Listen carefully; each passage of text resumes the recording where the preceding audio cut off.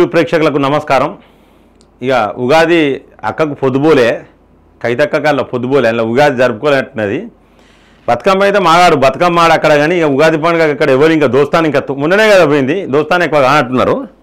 మళ్ళీ వచ్చే పండుగ ఉగాదికి అక్కడ కూడా దోస్తులు అయితే అక్కడ ఉగాది కూడా జరుపుకోవచ్చు. నీకు సద్దుల బతుకమ్మ అన్నీ జరుపుకోవచ్చు. అయితే ఏంటంటే టైంపాస్ కాక ఏం చేసిందంటే అక్కో లెటర్ రాసింది. ఇక ఆ లెటర్ చదువుదాం మనం. సంచలన లేఖనట అక్క రాసిన లెటర్, మొత్తం ఇంగ్లీష్లో రాసింది అక్క. ఇంగ్లీష్లో madam justice my personal mobile phone ఏదో రాసింది ఇక్కడ చూడగో అక్క. సో అక్క ఒకసారి అక్కను చూడాలి, అక్కను చూపించాలి మంచిగా అక్క. ఎందుకంటే అక్క ఈ మైక్ అక్కడ పట్టుకునే అనుకుంటుంది, పాత ఫోటో పెట్టి లేదు. అక్క లిక్కర్ స్కామ్లో తనకు ఎలాంటి సంబంధం లేదని కవిత ఆర్థికపరమైన లాభం చేకూరలేదని అన్నారు. లిక్కర్ కేసులో తాను బాధితురాలువా లిక్కర్ కేసులో ఏం బాధితురాలింది. 2 ఏళ్ల నుంచి కేసు విచారణ ఎటూ తేలడం లేదన్నారు. ఈ మేరకు మంగళవారం నాడు ఎమ్మెల్సీ కవిత 4 పేజీల లేఖను మీడియాకు విడుదల చేశారు. 4 పేజీలు కాదు, మీరు ఏం చేయాలంటే కేసీఆర్కు నేను ఒక అడ్వైజ్ చేయదలుచుకున్నాను. ఉగాది పూట ఒక బైండింగ్ చేసి మంచిగా తెల్ల పేపర్లు మంచిగా బైండింగ్ చేయి, A4 సైజ్ పేపర్లు బైండింగ్ చేసి 500 పేజీలు ఇంత పెద్ద, ఎంత సైజు అయితే అంత సైజు, లేదా తాళపత్ర గ్రంథాలు లెక్క ఇంత పెద్ద పెద్ద వైట్ పేపర్లు దొరుకుతాయి ప్రింటింగ్ ప్రెస్లా, కడిగేసి మంచిగా బైండింగ్ తీసుకుపోయి ఇంటికి ఇచ్చిరా, రాసుకుంటే కూర్చుంటే టైంపాస్ అయితే లేదా. ఈ తలకాయ నొప్పి మాకేందుకు, ఈ తలకాయ నొప్పి లేఖలేంది కథ ఏంది ఇప్పుడు. నువ్వు ఆ పని చేసినా మంచిగా ఒక బుక్కే రాస్తుంది. ఇక ఈ మేరకు మంగళవారం నాడు ఎమ్మెల్సీ కవిత 4 పేజీల లేఖను మీడియాకు విడుదల చేశారు. ఢిల్లీ లిక్కర్ స్కామ్ కేసులో అరెస్ట్ అయిన కవిత జ్యుడిషియల్ కస్టడీ ఇవాళతో ముగిసింది. దీంతో ఆమెను రౌస్ అవెన్యూ కోర్టులో ప్రవేశపెట్టగా కోర్టు ఆమెకు మరో 14 రోజుల రిమైండ్ విధించింది. కోర్టు నుంచి వెళ్తున్న సమయంలో మాట్లాడిన కవిత ఈ కేసుకు తనకు ఎలాంటి సంబంధం, అబ్బా వచ్చిదే రాజకీయ కుట్రలో భాగంగా తనపై తప్పుడు కేసు గీమ లెక్కన రాజకీయ కుట్రనట, ఓడిపోయిన పార్టీమే. మీరే ఒక్కసారి ఆలోచించండి ప్రజలారా, మీరే ఒక్కసారి ఆలోచించండి. వాళ్ళ ప్రభుత్వం పోయినాకనే అరెస్ట్ చేసారు కదా, ఇంకా రాజకీయ కుట్ర ఎక్కంటది? ఒక్కసారి ఆలోచించండి ప్రజలారా. నిజంగానే వీళ్ళు గవర్నమెంట్ ఉన్నప్పుడు అరెస్ట్ చేసినట్టే రాజకీయ కుట్ర అన్నాం. ఆడ గవర్నమెంట్ ఉన్న అరెస్ట్ చేస్తే రాజకీయ కుట్ర అని వాళ్ళంటారు, లేని వాళ్ళని అరెస్ట్ చేసిండు వీళ్ళను, వీడు రాజకీయ కుట్ర అంటారు. మరి ఇది ఏది కరెక్ట్ ప్రజలారా? ఈడీ తన పని తాను చేసుకుంటా పోతుంది. సాక్ష్యాలు ఎవిడెన్సులు ఉంటేనే ఈడీ అరెస్ట్ చేస్తుంది, ఒట్టిగా అరెస్ట్ చేయదు ఈడీ. అర్థమైందా? వీళ్ళ పెద్ద పార్టీ 39లో 9 బీకినట్టున్నారు, ఇప్పటికి 9వ 10 లెక్క కూడా తెలుస్తలేదు ఎంతమంది బీకిరో. అటువంటి పార్టీని వీళ్ళని అరెస్ట్ చేస్తున్నట్టు రాజకీయ దాంట్లో ఏంటిది రాజకీయ కక్షలో కుట్రలో భాగంగా తనపై తప్పుడు కేసులు పెట్టారని ఆరోపించారు. విచారణ సందర్భంగా జడ్జి ముందు చెప్పాలనుకున్న అంశాలను పేపర్ మీద రాసుకొచ్చారు కవిత. రాసుకోవాలి. జడ్జి ముందు తన వాదనలు వినిపించే అవకాశం రాకపోవడంతో ఆ లేఖను మీడియాకు విడుదల చేశారు. చేయాలి మీరు. లేఖలోని సారాంశం, లిక్కర్ కేసులో నాకు ఎలాంటి సంబంధం లేదు, వచ్చే నాకు మందు తెలియదు, బాటిల్ తెలియదు, నేను అసలు నేను ఎవరికి పైసలు ఇవ్వలే, ఓన్లీ నెయ్యి డబ్బాల గురించే మాట్లాడుకుందాం, మేము నెయ్యి గురించే మాట్లాడుకున్నాం. మీడియా విచారణ ఎక్కువ, లిక్కర్ కేసులో నేను బాధితురాలని మాత్రమే, 2 ఏళ్ల నుంచి కేసు విచారణ ఎటు తెలడం లేదు, మీడియాకు విచారణ ఎక్కువ జరుగుతుంది. సిబిఐ ఈడీ ఇన్వెస్టిగేషన్ కన్నా మీడియా విచారణ ఎక్కువగా జరుగుతుంది. నా రాజకీయ పరపతిని దెబ్బతీసే విధంగా వివరిస్తున్నారు. నా మొబైల్ నంబర్ను అన్ని ఛానల్లో వేసి నా ప్రైవసీకి భంగం కలిగించారని పేర్కొన్నారు. ఎవరన్నా ఎత్తే వాళ్ళ మీద కేసులు పెట్టుకో, ఇబ్బంది అయితే. 4 సార్లు ఈడీ విచారణకు హాజరయ్యాను, విచారణకు అన్ని విధాలా ఎక్కడ సహకరించినావు నువ్వు? ఫోన్లు పట్టుకపోతే వస్తే ఫోన్లు అన్ని ఫార్మాట్ చేస్తేవి కాదక్క, నువ్వు చేసిన తక్కువనే, మామూలుగా లేదు, ఏ మహిళ చేయలేదు, నువ్వు ఆదర్శ మహిళవు, నువ్వు మామూలు వ్యక్తివా నువ్వు? విచారణకు అన్ని విధాలా సహకరించారు. బ్యాంకు బిజినెస్ వివరాలను అందించాను, దర్యాప్తు సంస్థకు అన్ని మొబైల్లను అందజేశాను, అబ్బా కానీ వాటిని ధ్వంసం చేశానని నాపై తప్పుడు ఆరోపణలు చేస్తున్నారు. గత 2.5 ఏళ్లుగా సోదాలు చేశారు, మానసికంగా ఇబ్బందులకు గురి చేశారు. అబ్బో అక్క మానసికంగా ఇట్లా ఎత్తున్నావు, ఇట్లా పెట్టిరు అక్క, ఇట్లా పెట్టిపోలేను ముచ్చర అక్క. నీ దొంగ లెటర్లు, నీ దొంగ కథలు ఎవరు నమ్ముతారు అక్క? గత 2.5 ఏళ్లుగా సోదాలు చేశారు, మానసికంగా ఇబ్బందులకు గురి చేశారు. ఈ కేసులో చాలా మందిని అరెస్ట్ చేశారు. లిక్కర్ కేసులో పలువురు పరస్పరంగా భిన్నంగా వాంగ్మూలాలు ఇచ్చారు. లిక్కర్ కేసు మొత్తం వాంగ్మూలాల ఆధారంగానే ఉంది. సుప్రీంకోర్టు న్యాయమూర్తి సంజీవ్ ఖన్నా సైతం లిక్కర్ కేసులో మనీ ట్రయల్ జరగలేదని చెప్పారు. సాక్షులను బెదిరిస్తున్నట్టు ఈడీ నాపై దుష్ప్రచారం చేస్తుంది.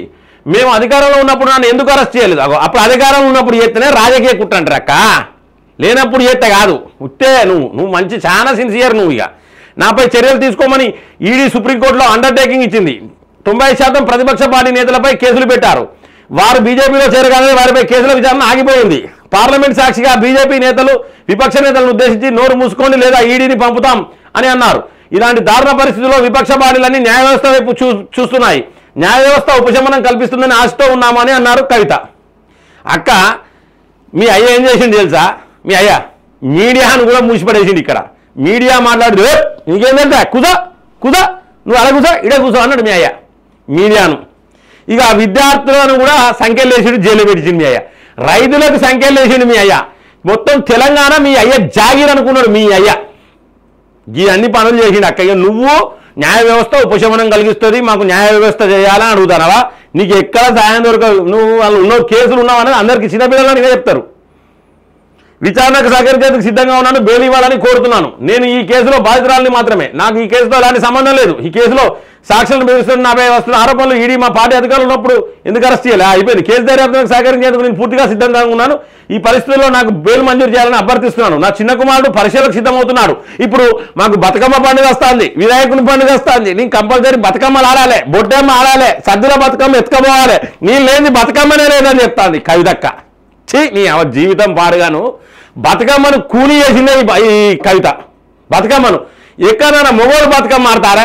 సిగ్గనిపిస్తుంది నాకు ఆ వీడియోలు చూస్తా అంటే. బూట్లు వేసుకొని బతుకమ్మ ఉయ్యాలా అని మొగోళ్ళు ఆడబట్టే. తెలంగాణలో బతుకమ్మ మొగోలు సిగ్గనిపించాలి. దయచేసి సిగ్గులో సార్ బతుకమ్మను మొగోలు ఆడకర్రి. దయచేసి బతుకమ్మ ప్రతిష్ట పెంచాలంటే బతుకమ్మ మొగోలు ఆడద్దు. బూట్లు వేసుకొని ఆడు మొగోళ్ళు. పోలీస్ స్టేషన్లలో పోలీసు వాళ్ళు ఆడు బతుకమ్మలు మొగోళ్ళు. ఎక్కడిదండి ఈ సాంప్రదాయం? ఎక్కడిది? మీరు తీసుకొచ్చిరా? ఇదే నా సాంప్రదాయం. మంచి చేయమంటే నువ్వు బతుకమ్మలు బూట్లు వేసుకొని ఆడబట్టే. ఓ చూసిన ఓ ఇన్స్పెక్టర్ బూట్లు వేసుకొని, ఓ ఐపీఎస్ అధికారి కూడా బూట్లు వేసుకొని ఆడతాడు. బతుకమ్మలు మీరు ఆడద్దు. మహిళలను మీ దగ్గర ఉన్న మహిళలతో అడిగారు. వాళ్ళకు ఒక రోజు లీవ్ ఇవ్వండి, సాయంత్రం బతుకమ్మలు ఆడుకునే టైం ఉంటుంది, ఆడుకుంటారు. గుళ్ళగాడి ఇవే ఆడుకుంటారు.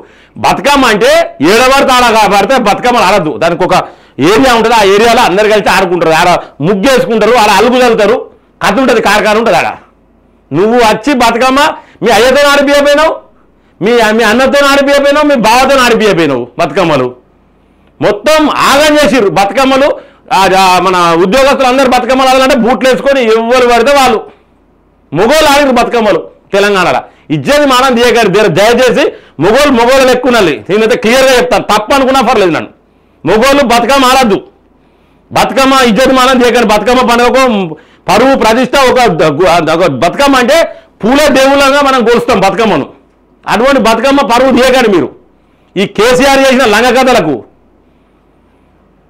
కళ్ళు తాగి చదువు చెప్పచ్చు, కళ్ళు తాగి ఎక్కడికైనా పోవచ్చు. ఈయన వడకొచ్చిండు, ఇక ఈయనోడు వడకొచ్చిండు. కళ్ళు తాగితే ఎక్కడికైనా పోవచ్చు అని. కళ్ళు తాగితే నోట్లో పెడితే అది పైప్ పెడితే రీడింగ్ వస్తే శిక్ష ఉంటుందా ఉండదా? మరి కళ్ళు తాగి పోమని చెప్తారు వీళ్ళు. కళ్ళు అనేది తాగొచ్చు పోవచ్చు డ్యూటీలు ఉన్న వాళ్ళు కూడా. వీళ్ళు పెట్టిన సిద్ధాంతాలకు ఎట్లుంటాయి. వాళ్ళ చిన్న కొడుకు అట పరీక్షలట, పెద్ద కొడుకు మీద ఎవరు లేకుండా ఎట్లుంటాడు, చిన్న కొడుకు కింద చుట్టుపక్కల మీ నాయన కూడా ఉన్నారు కదా అని చెప్పి మాకు ఇవ్వలేదు. ఇక ఖచ్చితంగా ఇక దయచేసి ప్రజలారా, ఈ అడ్డమైన లేఖలు ఇంకో 10-20 రాస్తుంది. ఏం పని లేనో లేతారు, ఇదే పని లేఖలు రాసుకుంటూ కూర్చుంటారు. ఇవి లేఖ రాసింది దీనికి ప్రత్యుత్తరం వాడు రాస్తాడు. ఇప్పుడు అప్రూవల్గా మారినాడు వాడు, సుగేష్గా లేడు. రేపు రాస్తాడు నీకు బొడ్డమ్మ, బతుకమ్మ, దసరా పండుగ, దీపావళి అన్ని ఇక్కడనే నీకు బాంబులు పట్టుకొస్తాడు ఇక మీ అయ్యా అని చెప్పి వాడు రాస్తాడు. ఇక ఇదే జరుగుతుంది. మీరు చూడాలి. కవితకు 2 బతుకమ్మలు తిహార్ చేయలేనే, 2 వినాయకుని పండుగలు తిహార్ చేయలేనే, 2 దసరా పండుగలు తిహార్ చేయలేనే ఫిక్స్ కావాలి. ఇక వస్తుంది, రేపు వస్తుంది, ఎలాడితే వస్తుంది, రేపు నా కథ అవుతుంది. ఇక ఎప్పుడు వచ్చేది లేదే లేదు. ప్రజలారా, ఇక కవితమ్మకు పండుగలు లేవు, ఇప్పుడు పబ్బాలు లేవు. దయచేసి ఈ అడ్డమైన లేఖల గురించి ఎక్కువ ఆలోచించకండి. ఆయనతో బీఆర్ఎస్ని 15-20 రోజుల ఖాళీ చేసి పడేద్దాం. దరిద్రం పోతుంది మన తెలంగాణలో. ఉద్యమకారులు ఎవరైనా ఉంటే భారతీయ జనతా పార్టీ రాలి. తెలంగాణ ఉద్యమకారులు నీతిగా నిజాయితీగా పనిచేసే వాళ్ళందరికీ కూడా Puppala Rajinikanth bumper offer political wife తరఫున భారతీయ జనతా పార్టీకి రాండి. కనువ కప్పుకోండి, ప్రశాంతంగా ఉంటుంది. మేడం ఏ పదవి ఇవ్వకుండా, ఏ ప్రజాప్రతినిధి కాకుండా ఆ ధైర్యం, ఆ గుండె ధైర్యం వేరే ఉంటుంది. దేశం కోసం పనిచేస్తాననే గుండె ధైర్యం వేరే ఉంటుంది. ప్రజలారా, దయచేసి మరొకసారి అందరికీ ఉగాది శుభాకాంక్షలు తెలుపుతూ సెలవు తీసుకుంటున్నాను. జై హింద్, జై భారత్.